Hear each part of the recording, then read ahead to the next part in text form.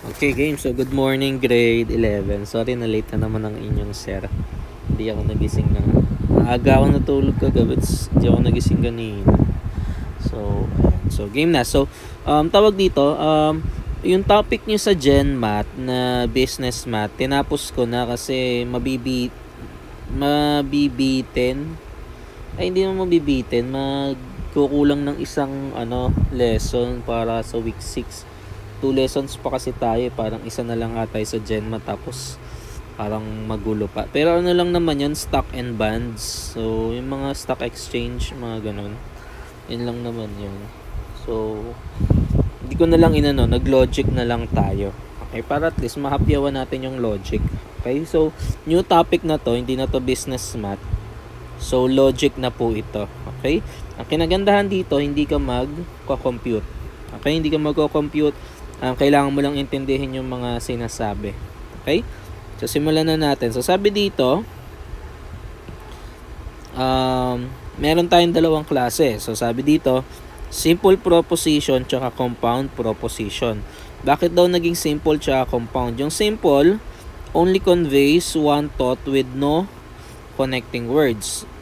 Sa compound naman contains two or more simple proposition. So, ano example niyan? Nandito sa baba. Sabi dito, the proposition Rowena is passing in mathematics is simple. Kasi isang thought lang. Diba? Kumbaga isang sentence lang. Isang thought lang. However, Rowena is passing mathematics but she is failing in social science. So, dalawang thought na. Diba? Rowena is passing in mathematics, tsaka she is failing in social science. So, compound na siya.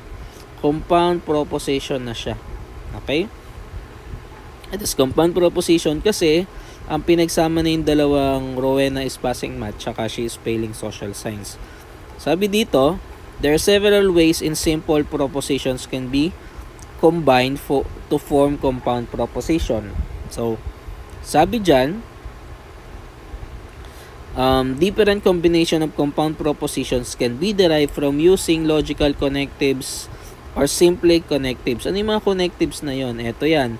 Words such as and, or, not, if, then are example of connectives. So, sila yung nagko-connect dun sa mga simple proposition. Yung and, or, not, if, tsaka then. If the proposition is compounded, it must be must be one of the following conjunction. Pag may nakita kayo, if the proposition is compound, dapat, ito naman yung mga klase niya. Conjunction, disjunction, conditional, biconditional, or negation. So, ito yung mga yan. So, una, conjunction. Okay, pag sinabing conjunction, yung connecting niya, yung connectives niya is and. Okay? Connectives niya is and. So, sinabi dyan, example, today is Friday and tomorrow is Saturday. Ano yung ginamit na connective? And. Diba? So, madali lang. Isa pang example dito. Roel was on time. Eto, but. So, mali to. Mali to. Dapat ito yung tama. Roel was on time and Tom was late. Yan dapat. Kasi iba na yung but. Okay lang double check ko Sometimes, the word but will be used in place of and. Ayan, pwede naman daw pala. In a given sentence. Okay, edi pwede.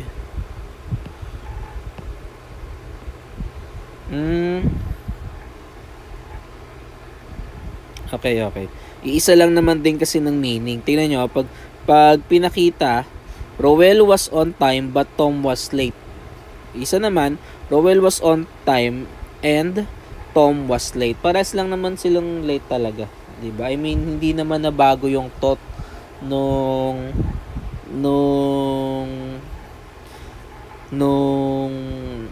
word or nung lagay na lang natin dito. And or but. Wala naman tayong problema dyan. Okay? Next. Disjunction. Disjunction, ano naman yung disjunction? Ano naman ginagamit dito? Or. Okay? The sentence, I will pass the math exam or I will be promoted is an example of disjunction. So, or. Walang sinabi. Wala tama. Walang sinabi na tawag dito na contradiction. So, or lang talaga siya. Ano yan? Disjunction. Tandaan yung mga yan, ha? Conditional. So, ano yung ginagamit dyan? If then pala, magkasunod pala yon. Okay, pwede kasing if then, di ba? Conditional, if then, yan. So, try natin. Ano yung example? If you will recite the poem, then you will pass the oral examination. Di ba? Ano yung ginamit? If and then. Okay? Next, ano pa? Ano pa yung mga sinabi dito? The statement if and then is called antecedent.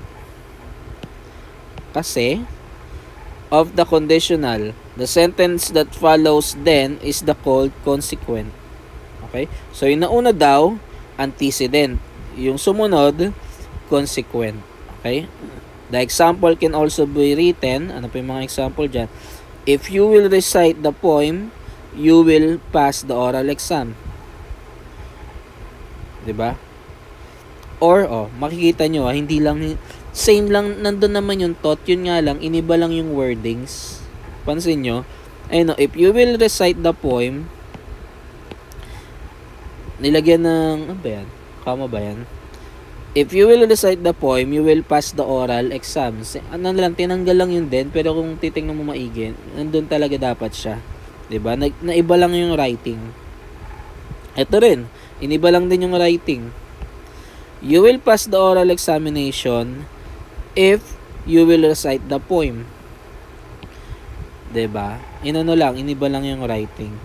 Then was omitted but it is understood to be there. Ayan, sinabi na. Dapat, wala si then doon pero understood na nandun siya talaga.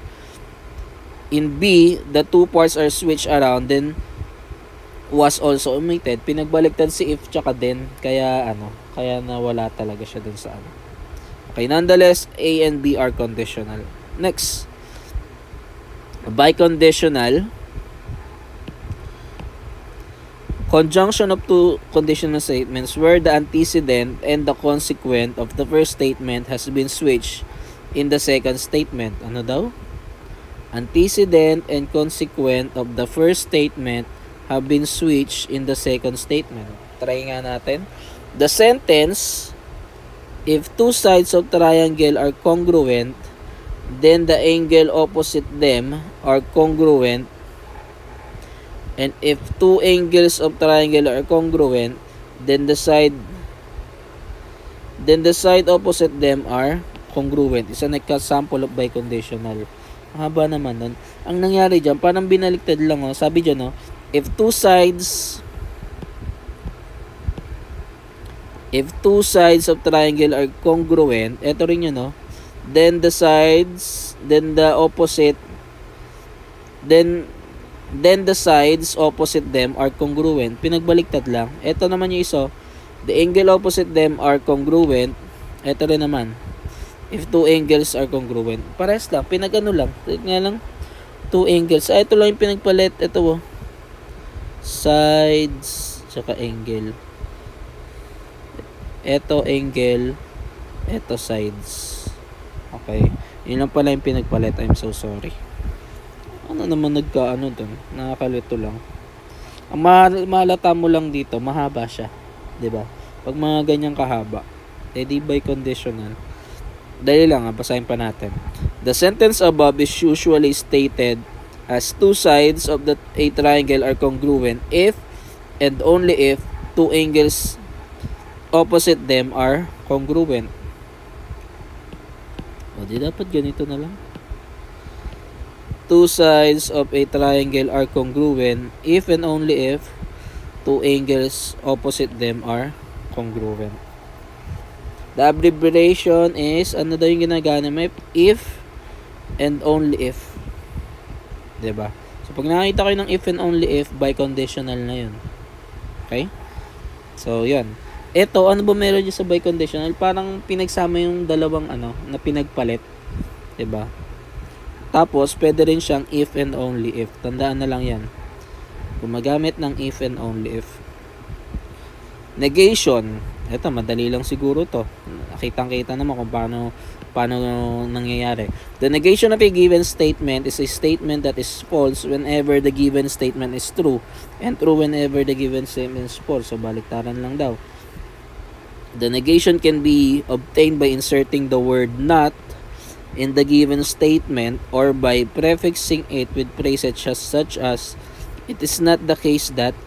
Ayan, so yun daw yung ginagamit. Not tsaka it is not the case that. The negation of statement Herbert is good can be written Herbert is not good. It is not the case that Herbert is good. Ang corny naman, it is not the case that. But yun yung sinabi. Diba? Ito pa. Give the negation of the statement her aunt is Lucia. Her aunt's name is not Lucia. Lucia pala. Sabi pag English. It is not the case that her aunt's name is Lucia. Diba? Eto. Classify each proposition as simple or compound. Classify kung negation, conjunction, disjunction. My friend took his masters in Spain. Ano lang to? Simple lang to. Although nasa baba yung answer, pero mamaya natin check. Roses are red, but ano yung but? Ano yung but? But conjunction. Compound yan, tsaka conjunction.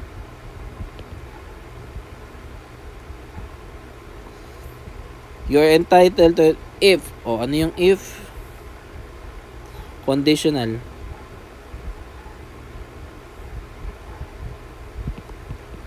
Diba? Pwede naman tumingin sa modules eh. Roel was on time but ano ulit yung conjunction? Either he watches a movie or dines with his friends, or meron tayo niyan na or. Ayun, disjunction. Although may check natin kung tama tayo. Ako hindi ko tinitignan talaga yung ano. If an acute angle, then if and then. Ano yan? If and then conditional. Ba't hindi wala yung iba? Tama kaya ako? Simple, conjunction, conditional, conjunction, disjunction, conditional. Madali lang pala. Next. So, ito na medyo magpapa-tricky dito sa pinag-aaralan natin. Lalagyan mo na ng symbol. Okay? Lalagyan mo na ng symbol. Sila na yung mga symbol na yan. Ayan lang. So, yung mga yung mga thoughts kanina, yung mga proposition kanina, nilalagyan natin ng ng XY. Ayun. Pero hindi nyo kukumputin to, wag mag-alala. Lalagyan lang ng ng variable, X or Y. Pero dito, ang ginagamit, P, Q, and R. Okay, yun yung ginagamit. Di ba tayo X, Y, Z? Dito naman, P, Q, tsaka R. Okay? So, meron tayong mga symbol.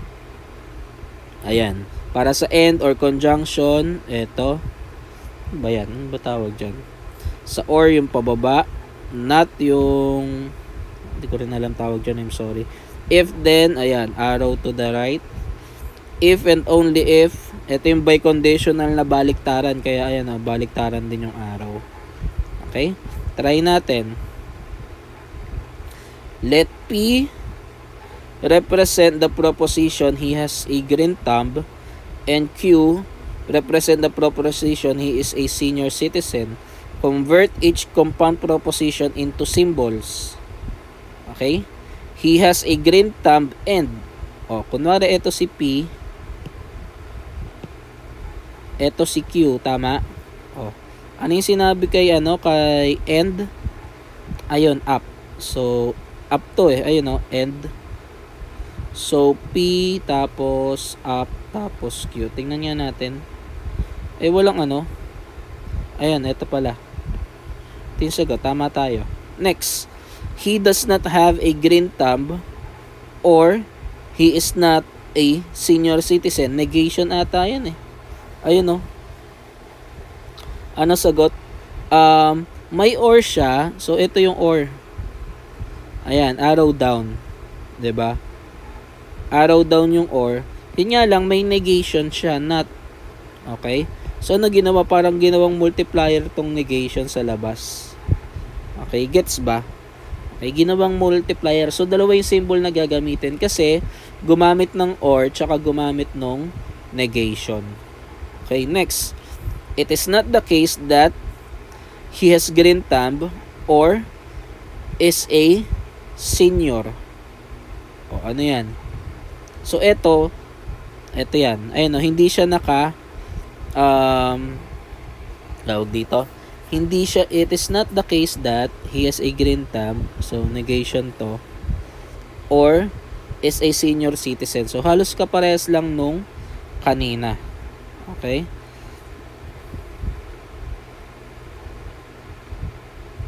Parehas lang naman to.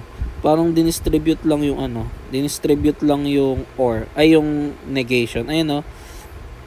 Ito yung negative, negative, tapos or. Okay? Same lang naman din nung nandito. Okay? Same lang.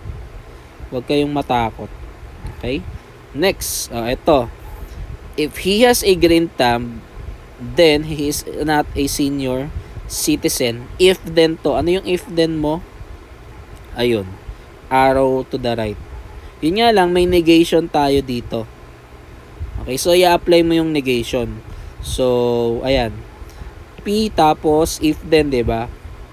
Yun nga lang, may negation dun sa sumunod na kaya nilagyan ng ganyan. Okay? May negation yung Q. Okay? Madali lang naman. Naintindihan nyo ba? Madali lang naman. Nakakalito lang ito. Itong dalawa. Okay? Pero kung titignan mo naman siya, iintindihin mo, parehas lang sila. E di distribute mo to, ano naman mo sama doon, 'di ba? Naiintindihan mo pa rin naman. 'Di ba? Parehas lang naman. Okay? So sentence lang, dito kasi it is not the case that pinag-isa. Ito kasi if hindi, nasan ba 'yon? Ito kasi magkahiwalay. 'Di ba? Pero ganun rin, parehas lang, wag nang yan. Okay, next. Let P represent Robin can swim and let Q be Tom plays the guitar. So, write each symbolic statement in word. Okay? So, eto, ano yung arrow down? Or. So, simple lang yan. Robin can swim or Tom plays the guitar. O, ayan, tama tayo. Next, eto, arrow up. Ano yan? So, end yan. Diba? End. So, madali lang yan. Robin can swim and, may negation. Tama? Tom cannot play the guitar. O, yan. Robin can swim and Tom cannot play the guitar. Ha? Sabi sa inyo, madali lang eh. O, eto. Ito, gagayahin mo yung nandito. Ano ba yung nandito sa Kasi diba? Para hindi tayo magkamali. Letter C. Ay, gagi. Magkaano pala? Ito pala yung B. Pero pares lang naman. Diba? Yung letter C, ito pala. Diba? Okay. Sige. Ano ginamit dito kapag may naintindihan ko na. Kapag may ganito, it is not the case that. Okay? So, ibig sabihin, parehas sila. Okay? Parehas silang negative. Kaya nilagyan ng ganyan, parenthesis. O, try natin dito, ha? O, eto. Letter C. It is not the case that, ano tong arrow down? And, Robin can swim and Tom plays the guitar. Okay? It is not the case that Robin can swim or Tom can play the guitar. O, tama tayo. It is not the case that Robin can swim or pala kasi arrow down. Ito naman pabaliktad lang din. It is not the case that Robin can swim and ito lang na yung pinagkaiba, 'di ba? Tom can play the guitar. Ayan, naintindihan na natin. Okay, ginagamit to kapag it is not the case that. Kasi pinag-isa lang tong dalawa. Kita nyo, walang negation dito. Okay? Nandito yung negation para sa kanilang dalawa. Ito kasi, sa letter B, pares may negation. Ayun, kaya naka-distribute na. Ito yung negation na isa, ito yung isa. Okay? Madali lang pala. Ayun yung sagutan lahat ng exercise. Negation of the disjunction. Ayan. Ayun, tingnan nyo to. Pares lang naman din. Ayun, ito yung kaninang inaisip natin eh. Diba? Yan din yun. Negation of the conjunction P and Q. Yan din yung kanina eh. Write the following in symbolic form.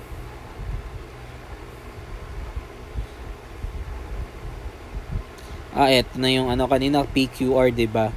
So, ano meron dito? Arnold is working student or under 25 years old. So, ito yan. Diba? Yun nga lang, may karuktong. And lives in Manila. Kaya ito siya. Okay? Isa naman. Arnold is working student or under 25 years old and lives in Manila. Anong pinagkaiba nito? Arnold is a working student or under... pares lang. Ano lang. Niloloko lang tayo. Pwede mo siyang i-group. Ayan, ito yung naka-group, ito yung isa. Isa naka-group, yung isa. Baliktaran lang yung naka-group. As simple as that. Diba? So, pwede mo siyang isulat ng ganito. Pwede mo siyang isulat ng ganito. Diba? Yun lang yung sinabi dyan. So, wag mag-alala. Kasi ang maganda dito, pwede nyo naman balikan yung module, diba? So, hindi kailangan mag-alala. Let P the proposition, mother loves his son, and let Q the proposition, son loves his mother. Write the following in symbols, then in words. Ano daw? The conjunction. Ano ulit yung conjunction? Pag conjunction end. Ayan. Disjunction. Ayan. Naalala ko na. So, the conjunction of the negations of P and Q. So, the conjunction. So, negation of P. Conjunction. Ano yung conjunction? Up ba yun? Up. Ang nagkaiba dito, ito. Up naging down. Up and then Q. Negation din pala. Negation Q. Try nga natin, tama tayo. Ayan.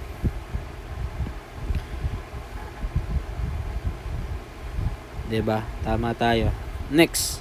So, pag inano mo siya, binasa mo siya, mother does not love his son, and son does not love his mother. Ayan. Kaya naman, inano na, sinimplify na. Mother and son does not love each other. So, pwede naman yun. Okay? Next. Ito, disconjunction of negations of P. So, ito ata yung nandito eh. So, ganun rin. Pababa naman. Diba? So, ayan yan. Diba? Pababa naman. So, pag binasa natin siya, ayusin mo talaga yung sentence. Dapat yan, diba? Mother loves his son or son loves his mother. Pag inayos mo yung sentence, either mother loves his son or son loves his mother. Ay, ano? Tama naman. May negation pala. Either mother does not love his son or son does not love his mother. So, madali lang. Nilagyan lang ng negation. Diba? Dapat nga ito neither nor eh. Diba? Pero okay lang. Wala, susundin natin yung ano eh. Either mother does not love his son or son does not love his mother. Okay, so may special ba? Negation of conjunction of P and Q. Negation. Ito, negation of conjunction of P and Q nandito sa labas. Ayun o. So, ano gagawin doon? Ayan, pag nandyan sa labas, it is not the case that yung gagamitin. Mother and son love each other. Okay? Ito rin, nasa labas rin. It is not the case that either mother or son loves the other or each other. Okay? Madali lang naman. Patapos na tayo. Identify each proposition as conjunction, disjunction, conditional, or biconditional. Madali lang yan. Okay, nandito yung mga sagot. Conjunction, disjunction. Sa C, sabi dyan, the phrase it is false identifies negation. Tama. Even though it contains conditional statement. Diba? So, ano yan? Yan. Conditional tsaka negation. May ano ba ako? Wi-Fi? Wala. Proposition blah blah blah. Ayan, madali lang yan. Pwede nyo nang basahin. Identify in symbolic statement as conjunction, disjunction. Oh. May ano rin tayo dyan. May nakasulat din tayo dyan. So, tingnan natin. The double arrow is dominant connective and there are no parentheses. So, dominant. Okay. Biconditional daw siya. Kasi dito sa arrow. Disjunction. The parenthesis separates the at V connective. Nasaan ba yan? So, ito talaga. Diba? Dali nga lang. Disjunction.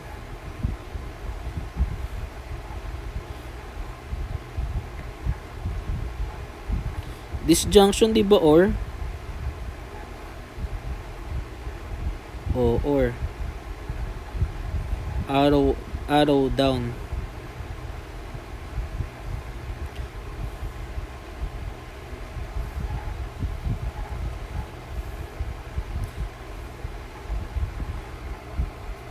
The parentheses separate the state. Okay, so this conjunction daw. Kasi itong dalawa yung tinitingnan. So ito yung magiging symbol. Ito naman, mas sabi dito, mas dominant. So ito raw yan. Itandaan na lang natin. Negation is in the inside of the parenthesis. So ito si negation talaga.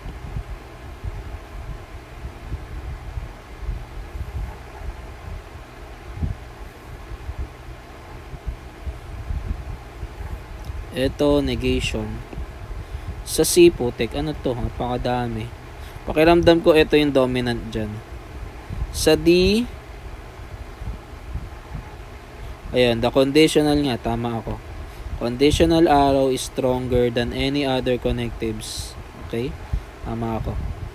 Ito, ayan, pag may mga ganyan, negation. Kapag naka-parenthesis na ganyan, negation daw yan. Ito yan, pakiramdam ko. This conjunction, corny. The parenthesis separates at. Okay, pagka ganito, pag may parenthesis na ganyan, ano daw susundin? Ito. Okay, ito susundin dyan. Ito na susundin, ito. Siya yung greater. Pagka ganito may parenthesis, yung nasa labas, ayan, si negation. Pag ito, ano yung strongest sa kanila? Ayan, yung conditional. May ganun-ganun pa pala. Hindi naman in-explain dito. Diba? Parentheses in the symbolic statements are used to tell what types of statements are being considered. If there are no parentheses, eto, sinabi. There are no parentheses, we follow the dominance of the connectives. The list below gives the connectives in their dominant order from strongest to weakest. So, ano yung strongest? Biconditional, conditional, disjunction, negation. Kailan mo lang susundin yan? Kapag walang parenthesis. There is no parenthesis. Okay. Patapos na to. Alam ko yun. Tapos na nga. Add parenthesis to form the indicated compound statement. If not, conditional. Gagawin mo raw tong conditional. Ito, Not needed na kasi ano na talaga to eh. Ito na talaga yan eh. Negation. Paano magiging negation to? Eh di lagyan mo ng ganyan. 'Di ba? Ayun na, tama ako. Conjunction. Eh di lagyan mo ng parenthesis. 'Di ba? Ito. Kasi ito yung susundin diyan eh, 'di ba? Gaya ng kanina. By conditional, ito not needed kasi siya na yung strongest. No parenthesis needed. Disconjunction. Disconjunction, edi ito. Ano ba yung disconjunction? Arrow up, 'di ba? So ito. 'Di ba? Pag nilagay mo kasi dito yung parenthesis, magiging negation 'yan, 'di ba? So simple lang, in-apply lang pala yung kanina. So ito, wala lang 'yan.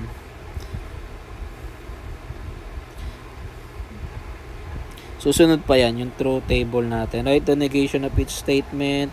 Wala na yan. Tapos na tayo. Ulit lang. So, bawasan ni sir ha. Dali lang. Pasensya na, tabingi. Match each, lahat yan. Yung mga madadali lang. Decide whether the following is proposition at proposition. Lahat yan. Classifies propositions and found o neither. Lahat yan. Madali lang pala ito eh. Give the negation of the each statement. Ito, add.